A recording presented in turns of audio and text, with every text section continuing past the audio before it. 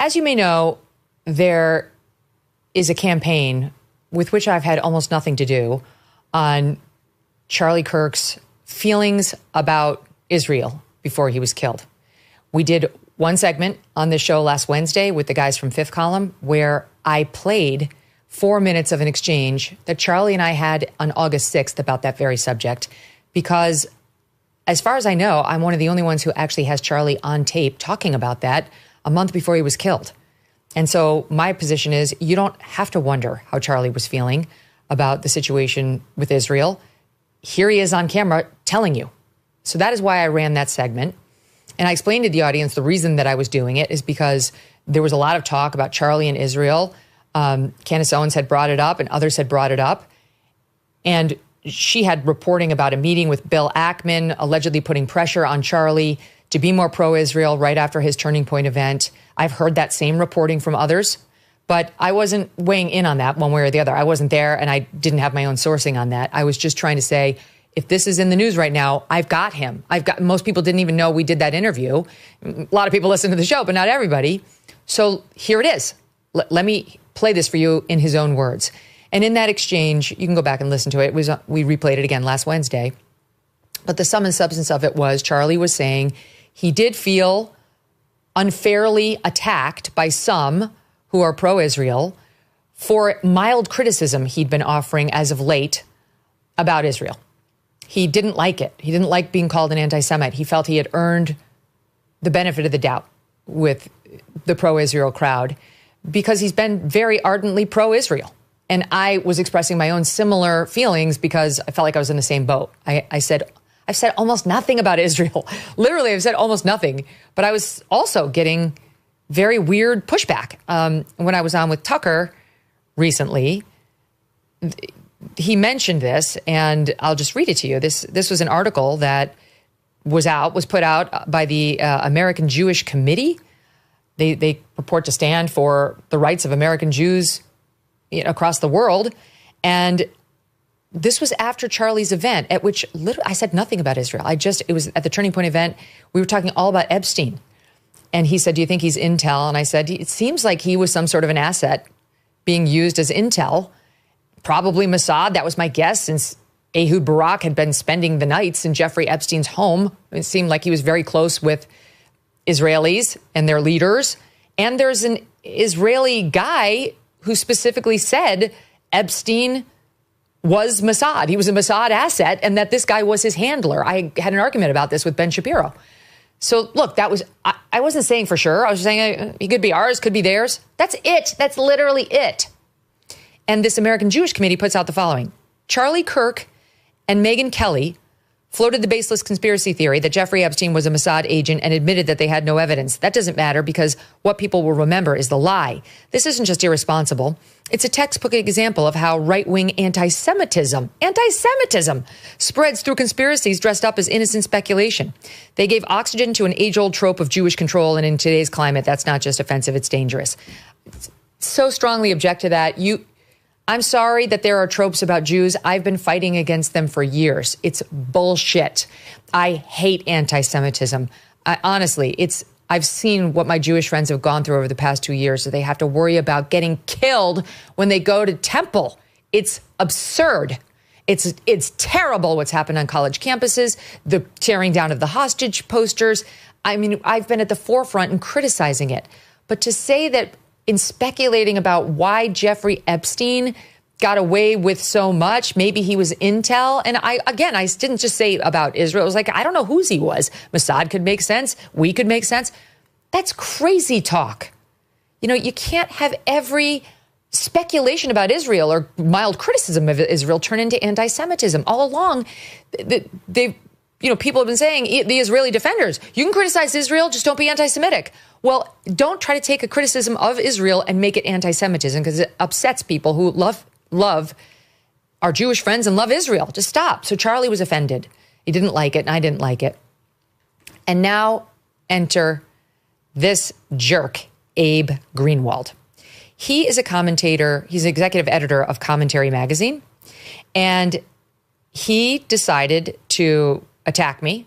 And he came out last Wednesday after our show with the Fifth Column guys, in which I made very clear, of course, I am not playing this soundbite from Charlie because I think Israel had any relevance whatsoever when it comes to Charlie's assassination.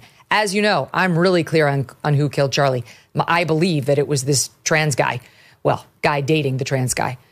And the Fifth Column and I had the following exchange around that Charlie soundbite and around some of the reporting about the Bill Ackman meeting, again, which I took no position on. I wasn't there. Watch this. It's Hot 49.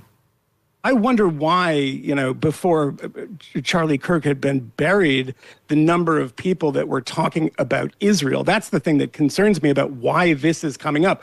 Why is it about the pet issue that she's been talking about, I think, obsessively for every time I tune in to, like, in these totally crazy ways? I mean, the guy Ian Well, I don't know if Carroll, this is true of Candace. Well, but I obviously think it some is, people... by the way. No, but I was just going to say, but some people, obviously... were wondering whether Israel had a hand in this. I mean, that's clearly why it's come up. And there's zero evidence of that. And there's zero evidence of that, is what I said. Then I went on Tucker's show, his live show that Wednesday night, and said exactly the same thing. Zero evidence. I said, I don't believe, and I know you don't believe, that Israel had anything to do with Charlie's murder. But we talked about that same strain of, like, why is there so much pressure against people who say other things about Israel that are not flattering? Yes, Tucker's gotten more and more critical of Israel. Separate now out the Charlie thing. He's gotten very critical of Israel because he is worried about what's happening to Christians over there. And he's very worried that the United States is going to get pulled into that war like we almost were when they launched a side war against Iran. He's entitled to say that. And when I went on Tucker's show, he and I talked about, like, the level of pressure on Charlie and on me to, like, cancel our friends, to stop talking to Tucker. Charlie, I respect Candace. I don't know her personally, but I'm dear friends with Tucker. But I've certainly had pressure to completely cut ties with Tucker. And I know Charlie had pressure to completely cut ties with Candace. And by the way, Charlie spoke to that too. So I'm going to show you part of my discussion with Tucker, and then I'll get to the message from Abe Greenwald. Watch this. And I just want to add, as a period to this, as a footnote, I guess, to this, Tucker, you have a lot of it too. And it is the reason why Charlie is not the only one who's been threatened or was threatened to cut ties with you or not platform you. I too have gotten that, especially since you've been more outspoken on Israel. And I couldn't care less the amount of pressure they put on. I'm like, what are you talking about? Yeah. This is madness. Why would you want to silence such a powerful, important voice just because you disagree with them on one subject, one on which we've all watched you sincerely evolve as you grapple with principles you've been espousing for years, like America First, like what's happening to Christians, like what's best for us and our kids here? How do I keep them safe? That's my number one priority. And I've been just absolutely disgusted and recoiled from people who have tried to pressure me on it. It, of course, never happened. But I know from speaking to Charlie, he felt it too. You've heard it from Charlie that he felt, and there is a layer here of nefarious pressure to have certain narratives go only one way. Yes. That must be called out and must be fought.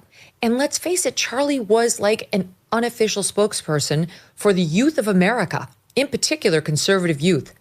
And I don't know if people have checked, but they no longer support Israel. And everybody under 30 is against Israel. Charlie was 31. And so as a friend, he's saying to them, the same way I, as a friend, am saying, I am telling you, you've lost Dems, independents, and you're starting to lose Republicans. You need to wrap it up. You've had a 2-year long leash. I know you want your hostages back, but this cannot go on until you have every hostage back. It's just not going to, you're going to lose every friend you have. And that's what he was saying because that's what he was hearing from his constituency. I, like you, have zero belief that this had anything to do with his death. Okay, so I think it's pretty clear. Before I get to Abe Greenwald, Mark Levin, to whom I've always been very nice, very kind. I have had no problem with Mark Levin. I see him arguing with everybody online. It's not my fight. He tweets out that segment, a piece of it, where I said everybody under 30 is against Israel, with Tucker, and says, such disgusting bullshit, sick and getting sicker. They continue to reveal themselves. What is he talking about? It's not disgusting bullshit. There was an article in the New York Post just the other day. More than 60% of American Gen Z supports Hamas over Israel. Gallup just released a poll, days ago. Only about 1 in 10 adults under the age of 35 say they approve of Israel's military choices in Gaza. 1 in 10 adults under age 35. What I said was exactly right, entirely accurate. There is no cause for Mark Levin to be attacking me or Tucker over that discussion. He's out of line. People have been asking me to name names, like, who's attacking you? Because I said, but you get attacked if you... I'm going to name some names here. Mark Levin is one of them. Shame on him. He, like Charlie felt, you get no credit for being an open supporter of Israel. How many times can I say I am? Like, how many discussions have we had on this show? You guys know this. This is really gross, and I object to it, same as Charlie did. So now enter this guy, Abe Greenwald. So, by the way, on the subject of Commentary Magazine and Commentary's podcast with John Podhoretz as the main host, who I love. I think John Podhoretz is one of the most brilliant people we have. I really have admired him. I love Christine, who's on that show. Noah Rothman used to be on that show. Matt Continetti, brilliant. Like, these are guys I've listened to for years. And Abe Greenwald's on that podcast as well, who I've also enjoyed. They've been on this podcast. I had them over after 10-7. So I was shocked to receive this message. And I promoted that podcast. You may recall me mentioning that multiple times in the show. Abe Greenwald DMs me on X last Wednesday, September 17th. Keep going with the Candace theory. I think you got a real winner there. I'm sure you'll be vindicated. Stellar work. So he's being a sarcastic asshole. And I couldn't believe it. Like, what Candace theory? Candace has got her theory. Take it up with her if you don't like what she's saying. I distinctly said my own thing, which was not to endorse anything in particular about Candace other than to say, I do know how Charlie felt, and here it is. Play. So I finally got around to responding yesterday and wrote, I actually can't believe you're sending me hate mail as I'm grieving a dear friend getting his neck blown out before my very eyes, which you fucking know. I never endorsed any Candace theory. You're such a douche. And I have to pat myself on the back because that's exactly how I was feeling. And I said it with exactly the words I wanted to say it. And he responded today. I'm greatly moved by your grief. And what's more, awed by the strength it must have taken, given your state, to amplify the paranoid conspiracy theory of a well-known lunatic Jew hater. So this is what we're dealing with. How, pray tell, am I supposed to deal with somebody like this, who proceeds in the absolute worst faith, who gives you 0 chips in the bank for being an ardent defender of Israel and American Jewish people going through what they've been going through? And this is one of the leading voices, one of the leading Jewish voices in America. And he seems pretty aligned with what the American Jewish Committee said. It's disgusting. And I have to tell you, it's undermining the very cause that he's hoping to promote. Like, this is not the way you treat your friends. Know the difference between a friend and an enemy. Israel and those who support it, they have enough enemies without making one out of somebody who loves them. And one other thing on the subject of pressure to abandon your friends, which it's never going to happen. Okay, just stop. Nobody should be leaning on me to abandon my friendship with Tucker, to not platform Tucker. And it's not just Tucker. I get this about Glenn Greenwald too. It's just stop. That's not ever going to happen. I don't believe their ideas are so vile that they cannot be platformed here. I'm interested in what they have to say. I may disagree with them. That's fine. They're my friends. I'm very interested in their opinions, and I always find them respectfully expressed. I mean, Glenn has a lot of really, ways into the Israel conflict that I don't get to hear that often, since I am such a supporter. And I would like to open my mind to what the side that's more critical of Israel is saying. And Tucker has a totally different, angle on the story, which I also find interesting. I may agree with it, I may not, but I don't get this, shut down your ears, do not listen, treat them like a pariah. That's crazy talk to me. And I happen to know that Charlie felt exactly the same. And the reason I happen to know it is because he said it on camera not long before he was killed at one of his events where he was asked about his dear friend, Candace Owens. How is your relationship with Candace Owens nowadays? She's a great friend. Look, I don't agree with everything Candace says, but you know what I don't do? I don't stop being friends with people just because people morally blackmail me. I don't do that, and you shouldn't either. Look, I have different views on things as Candace. I have different views on Israel than Candace. I have different views on a lot of geopolitics. But honestly, I traveled the country with Candace. I went to her wedding. I saw her meet her husband. I went to Israel with Candace, which is a fun story I'll tell you at some point. But what I don't like is when people demand, you must stop being friends with somebody. Whoa, whoa, whoa. That's a left-wing tactic. Don't do that. I'm not saying you do that, but other people do that. We should never resort to that. In fact, if you believe what I believe, shouldn't you want me to be friends with people that don't agree with us? Shouldn't you want me to also be a tool of influence? And so I think the world of Candace. She's a great mother. She certainly has very, very fun opinions at times. And she's a great talent. She says a lot of stuff that sometimes I don't agree with. But that's what makes our relationship and our friendship interesting. My advice to all of you, you might not like somebody, but never tell somebody like me to stop being friends with somebody on an interpersonal level just because of disagreement. It's bad. It's what the left does, and we should rise above it as conservatives. Thank you so much. So it's very irritating. And I really, this is not true of all Jewish people or even their, loudest spokespeople. I've never gotten this kind of grief from John Podhoretz, again, who's also on that podcast. There's something wrong with this guy, Abe, obviously. But I urge my Jewish friends not to go there, not to do this shit. I don't think any speculation about Israel belongs in the Charlie Kirk discussion. I set the record straight by playing his 4-minute clip. But I also think criticism of Israel on a standalone subject is entirely fair game. Charlie felt it. I feel it. And I've just had it. I've had it up to here with the Mark Levins and Abe Greenwalds of the world. Did you know gold is up around 40% this year? 40. That's not speculation. That is reality. And if a portion of your savings is not diversified into gold, you could be missing the boat. Here are the facts. Inflation is still high. The U.S. dollar is still weak, and government debt is still growing. This is why central banks are flocking to gold. They're the ones driving prices up to record highs, but it's not too late for you to buy gold. You're not too late to get in on this. From Birch Gold Group, and to get in the door now. Birch Gold will help you convert an existing IRA or 401k into a tax-sheltered IRA in gold. You can do it in whole or in part. You don't pay one dime out of pocket. Just text MK to 989898 and claim your free info kit.